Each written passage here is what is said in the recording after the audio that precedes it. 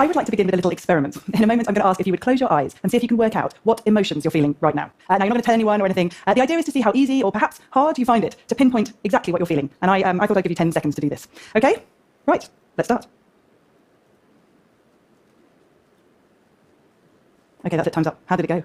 You're probably feeling a little bit under pressure, maybe suspicious of the person next to you. Did they definitely have their eyes closed? Perhaps you felt some strange, distant worry about that email you sent this morning, or excitement about something you've got planned for this evening. Maybe you felt that exhilaration that comes when we get together in big groups of people like this. The Welsh call it hwyl, from the word for boat sails. Or maybe you felt all of these things. There are some emotions which wash the world in a single colour, like the terror felt as a car skids. But more often our emotions crowd and jostle together until it is actually quite hard to tell them apart. Some slide past so quickly you'd hardly even notice them, like the nostalgia that will make you reach out to grab a familiar brand in the supermarket. And then there are others that we hurry away from, fearing that they'll burst on us, like the jealousy that causes you to search a loved one's pockets. And, of course, there are some emotions which are so peculiar you might not even know what to call them. Perhaps sitting there you had a little tingle of a desire for an emotion one eminent French sociologist called ilinx, the delirium that comes with minor acts of chaos. So, for example, if you stood up right now and emptied the contents of your bag all over the floor. Perhaps you experienced one of those odd, untranslatable emotions for which there's no obvious English equivalent.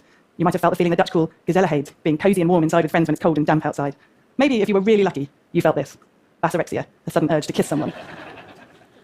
We live in an age where knowledge of emotions is an extremely important commodity, where emotions are used to explain many things, exploited by our politicians, manipulated by algorithms.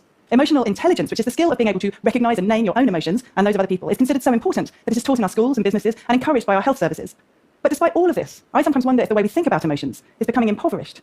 Sometimes we're not even that clear what an emotion even is.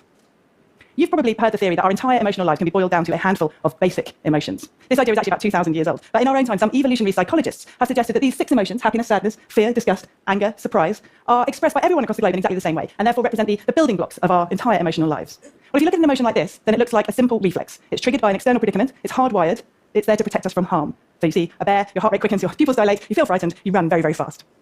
The problem with this picture is it doesn't entirely capture what an emotion is. Of course, the physiology is extremely important, but it's not the only reason why we feel the way we do at any given moment. What if I was to tell you that in the 12th century, some troubadours didn't see yawning as caused by tiredness or boredom like we do today, but thought it a symbol of the deepest love? Or that in that same period, brave men, knights, commonly fainted out of dismay? What if I was to tell you that some early Christians who lived in the desert believed that flying demons, who mainly came out at lunchtime, could infect them with an emotion they called acidi or acedia, a kind of lethargy that was sometimes so intense it could even kill them? Or that boredom, as we know and love it today, was first really only felt by the Victorians in response to new ideas about leisure time and self-improvement. What if we were to think again about those odd, untranslatable words for emotions and wonder whether some cultures might feel an emotion more intensely just because they've bothered to name and talk about it, like the Russian tuska, a feeling of maddening dissatisfaction said to blow in from the Great Plains.